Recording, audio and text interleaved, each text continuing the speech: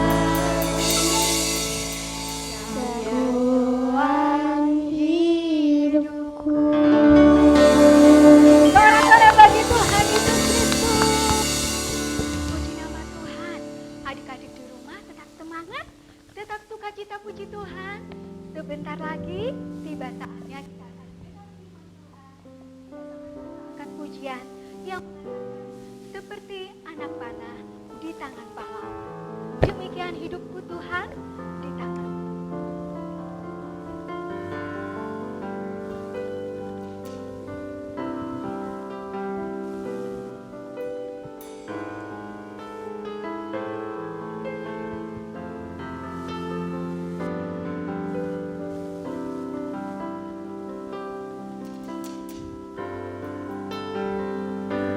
Seperti anak panah di tangan pahlawan, ini hidupku di tanganmu.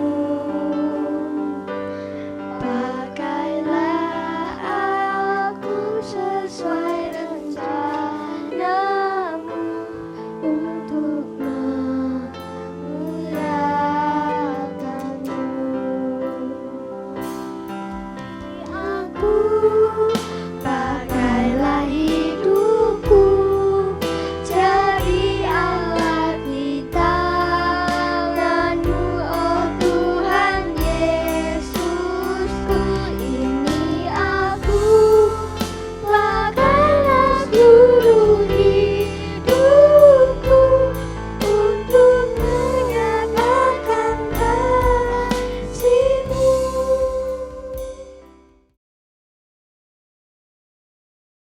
Shalom adik-adik semua, kembali lagi pada saat ini di hari Minggu kita diberikan kesempatan untuk mendengarkan firman Tuhan.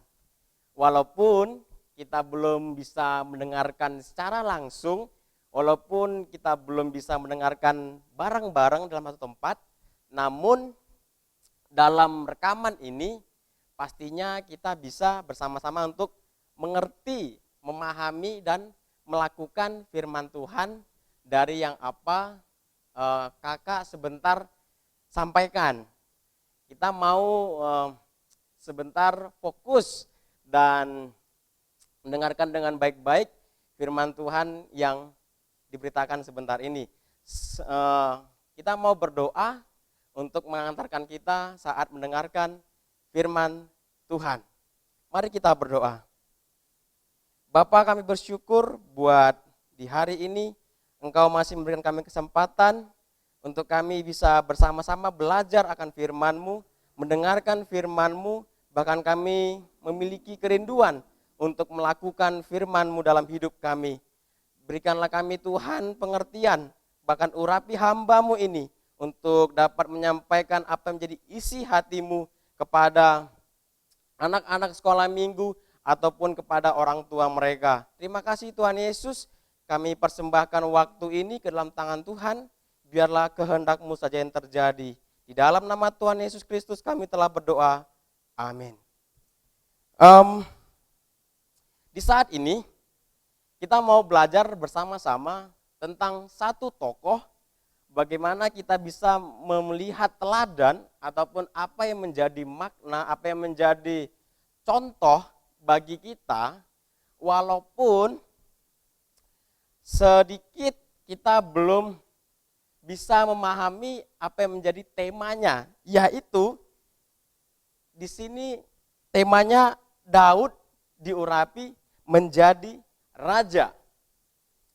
Kalau kakak bisa menggambarkan atau menghubungkan raja dengan anak sekolah minggu, tentu pasti belum waktunya. Tetapi ada poin-poin yang bisa kakak sampaikan, yang itu bisa dilakukan, diterima oleh adik-adik semua untuk bagaimana melakukannya dan bisa menyampaikan baik kepada orang tua, teman, bahkan kepada orang lain, bahkan pada teman-temannya di luar sana.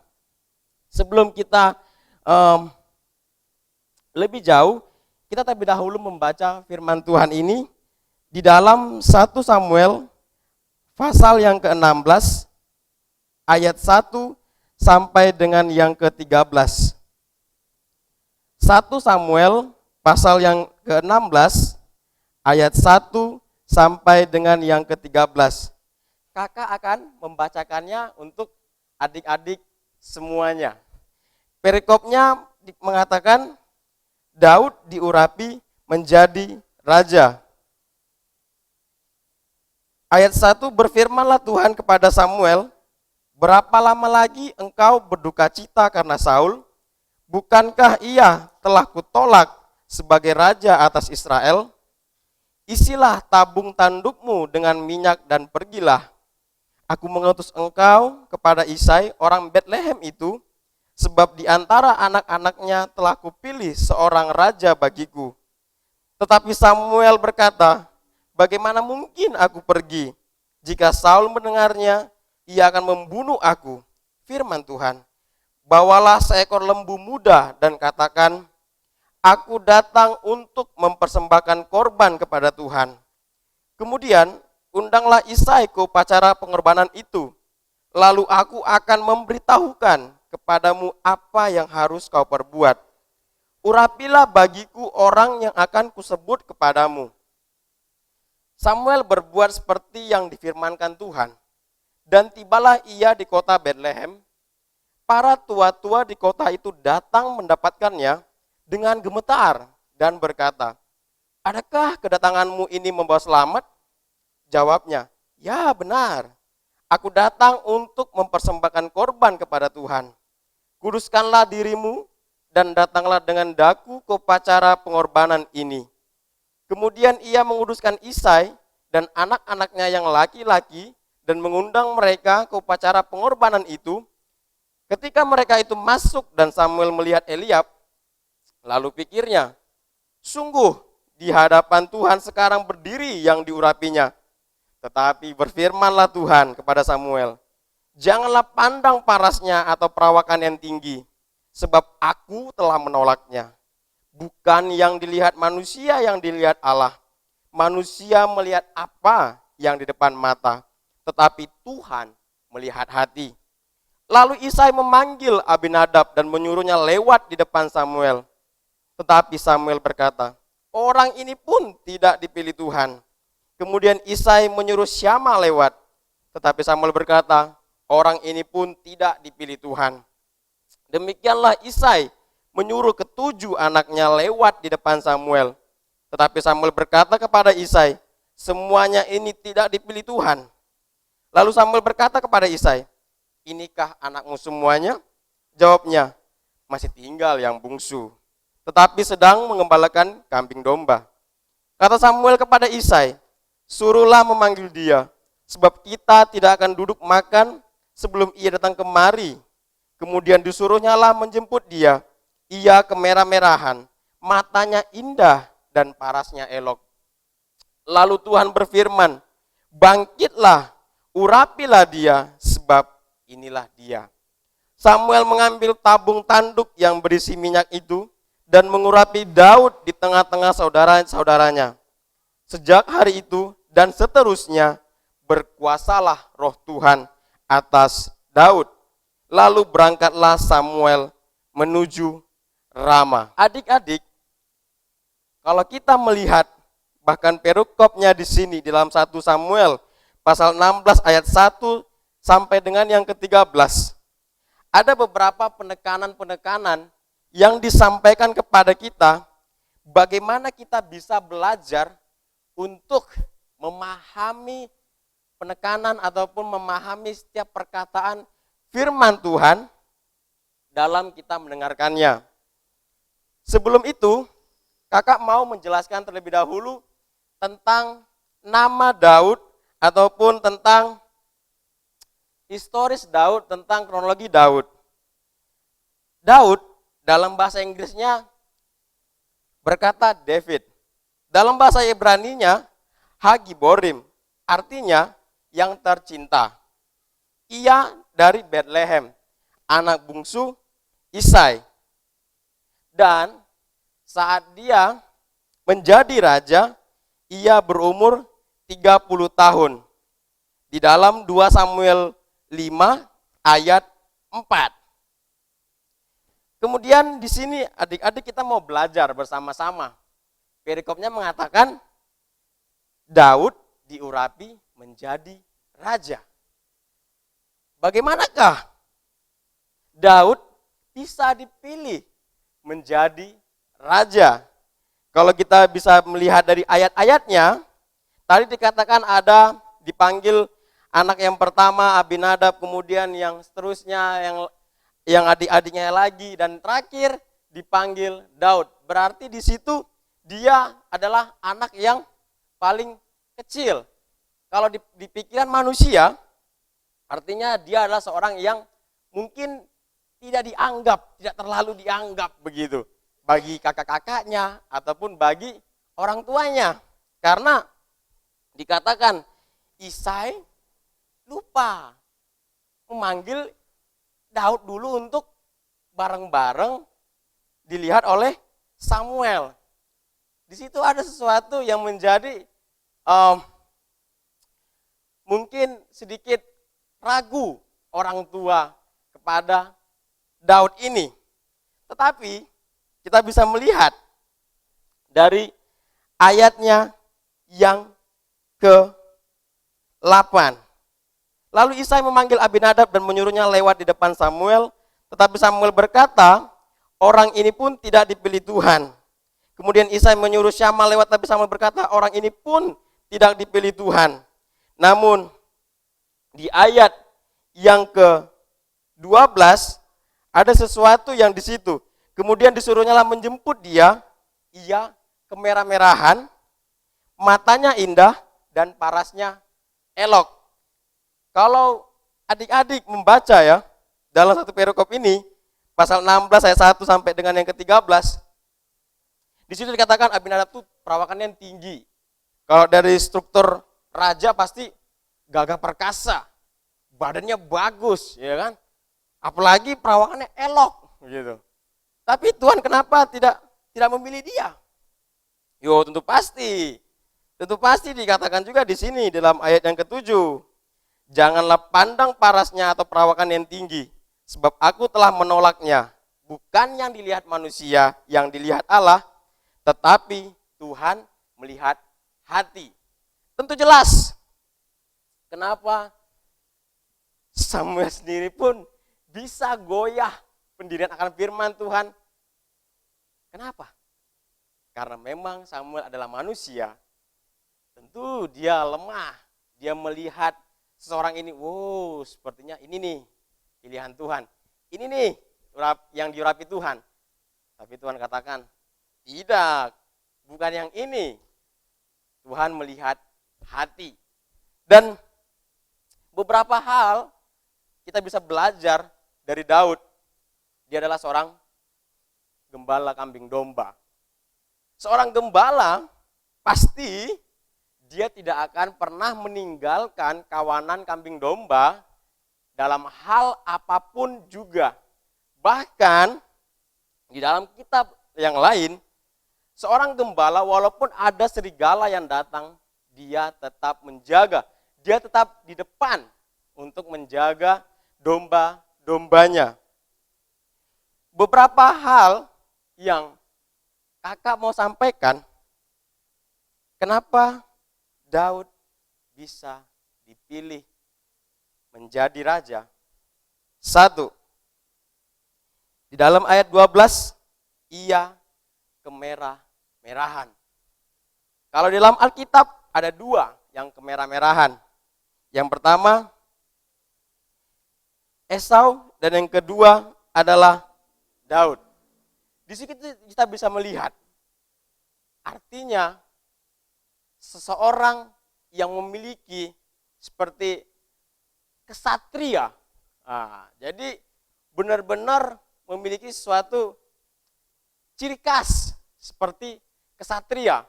Bukan kemerah-merahan ini yang kalau dalam bahasa gaulnya unyu-unyu gitu ya. Tapi tidak. Tapi kemerah-merahan ini adalah kesatria yang begitu benar-benar memiliki keberanian menjaga domba, menjaga apa yang dia pimpin. Dan yang kedua, matanya indah. Kalau tadi kita melihat dari Abinadab, dia memiliki bahkan Eliab, dia memiliki suatu ciri-ciri dari manusia mungkin, ini lulus nih, ini cocok nih jadi raja nih. Tetapi Daud pun dia malahan memiliki mata yang indah. Kalau kakak boleh sampaikan, mata yang indah dalam artian memiliki pandangan, memiliki cara pandang kita kepada hal yang di sekitar kita itu baik dan benar, bahkan indah. Jadi, ciri yang kedua adalah matanya indah. Dan yang ketiga yang dimiliki Daud adalah parasnya elok. Ternyata dia memiliki apa yang dimiliki oleh kakak-kakaknya. Tetapi ada satu perbedaan yang dimiliki oleh Daud yang berbeda dengan kakak-kakaknya, yaitu mengembalakan kambing domba. Mengembalakan kambing domba bukan hanya bisa melindungi kawanan kambing domba, tetapi ada sifat lain, yaitu apa? Satu, kerendahan hatinya. Dia pasti tidak marah-marah kepada kawanan domba. Dia pasti mengasihi kawanan domba itu. Yang pertama, kerendahan hati.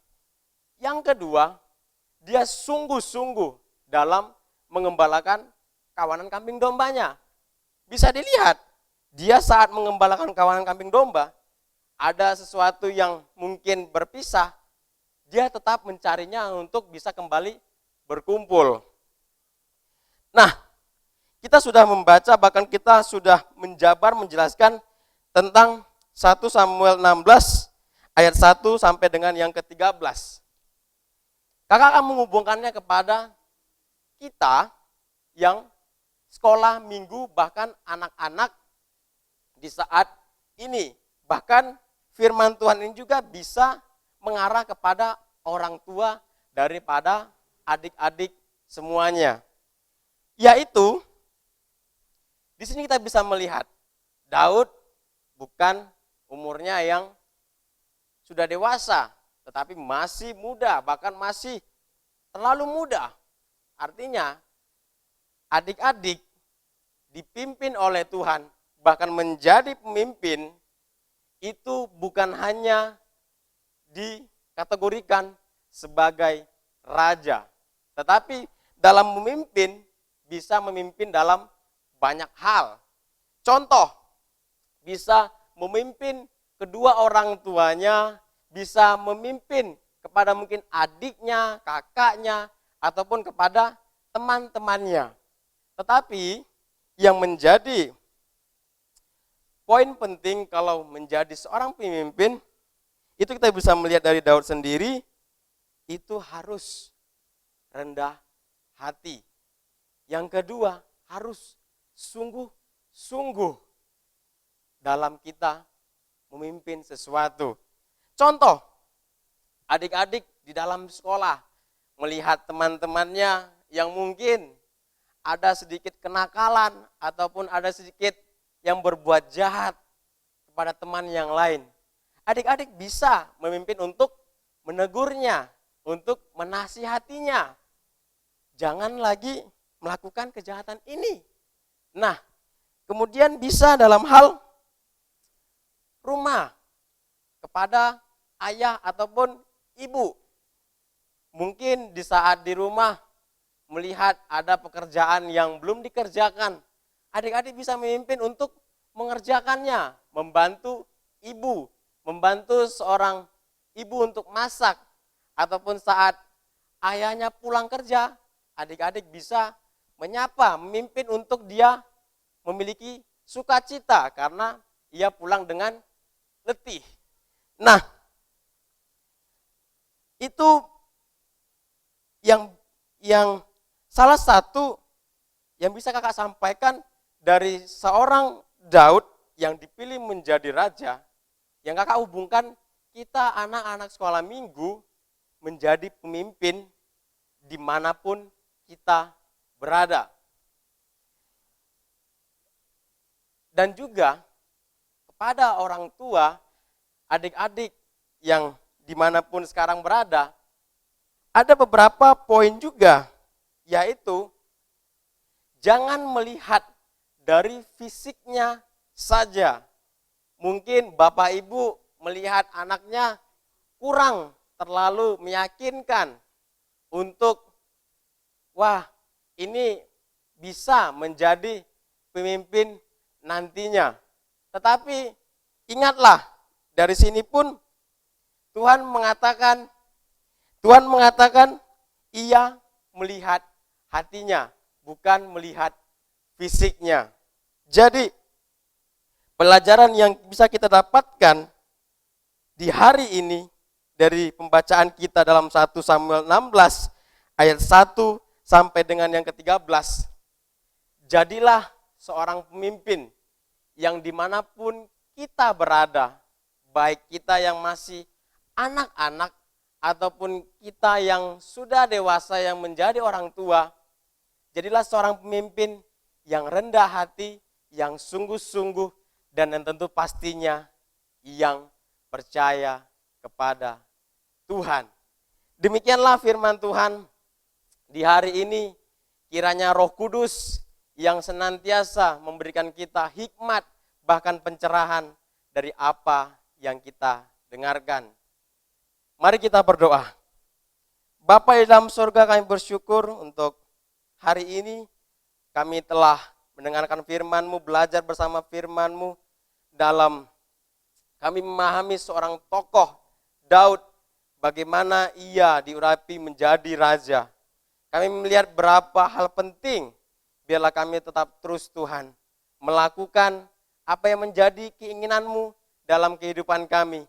Biarlah kami Tuhan menjadi anak-anak sekolah minggu yang berdampak bagi teman-teman kami, dimanapun kami berada, lingkungan kami, bahkan bagi keluarga kami. Kami persembahkan hidup kami ke dalam tangan Tuhan. Biarlah pimpinan dan urapan Roh-Mu Tuhan yang selalu ada dalam hidup kami. Terima kasih Tuhan Yesus, kami telah berdoa dan bersyukur. Haleluya. Amin.